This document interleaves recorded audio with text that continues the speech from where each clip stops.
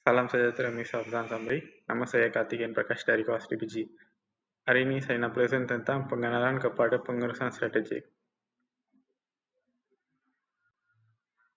Isi kandungan adalah pengenalan, analisis persekitaran luaran, analisis persekitaran dalam, dan kesimpulan.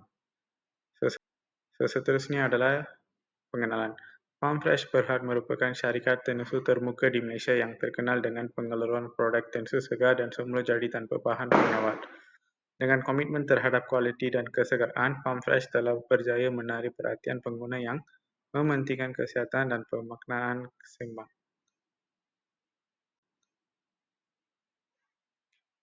Analisis persekitaran luaran dalam ekonomi pertumbuhan dan permintaan pasaran Farmfresh Berhad telah menunjukkan pertumbuhan yang ketara dalam industri tensu Malaysia. Permintaan terhadap produk tensu segar dan semula jadi semakin meningkat, yang memberikan peluang besar bagi syarikat untuk memperluaskan pasaran mereka.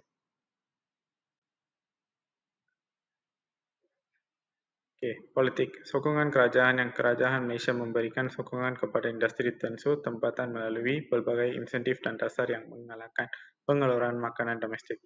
Ini termasuk bantuan kewangan dan sokongan teknikal kepada syarikat seperti Farmfresh untuk meningkatkan kepastian pengeluaran mereka.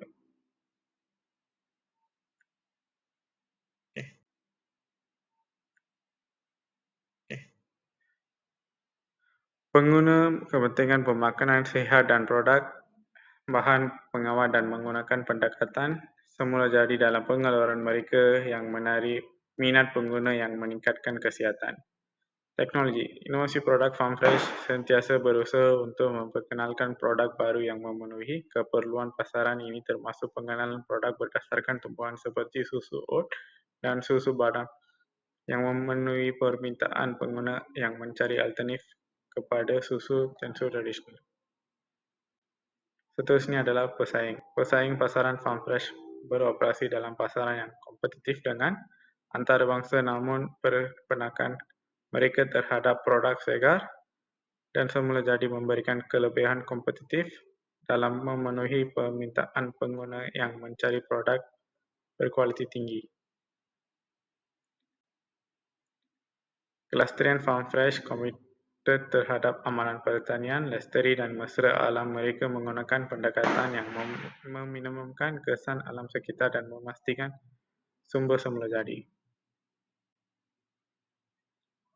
Persekitaran dalaman, sumber kewangan. Farmfresh Berhad telah menunjukkan prestasi kewangan yang kukuh dalam beberapa tahun. Pendapatan dan keuntungan bersihnya secara konsisten.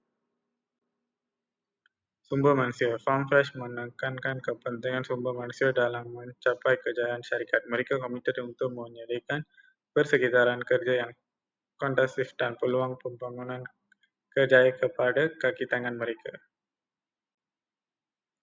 Sumber fizikal. Farmfresh memiliki dan mengendalikan beberapa ladang tensu di Malaysia dan Australia. Ladang-ladang ini dilengkapi dengan fasiliti moden untuk memastikan pengeluaran susu yang berkualiti tinggi. Farmfresh menggunakan teknologi terkini dalam operasi mereka untuk memastikan kecekapan dan prosesan susu yang moden dan teknologi pembungkusan yang inovatif dan untuk memastikan kesegeraan produk sampai kepada pengguna. Keupayaan organisasi adalah Farmfresh mempunyai struktur organisasi yang mantap dengan kepimpinan yang berpengalaman dalam industri tensu. Dia macam memperkenalkan produk baru dan mengekalkan standard kualiti yang tinggi. Keupayaan pemasaran adalah Farmfresh berjaya membina jenama pemasaran elektif dan mereka mengenakan aspek kesegaraan, kualiti dan kesalahan produk dalam kempen pemasaran mereka. Sekarang budaya syarikat. Budaya syarikat di Farmfresh berdasarkan kepada nilai-nilai integriti, inovasi dan kelestarian. Mereka komited untuk menyediakan produk yang sihat dan berkualiti tinggi kepada pengguna sambil menjaga kelestarian alam sekitar. Kesimpulannya adalah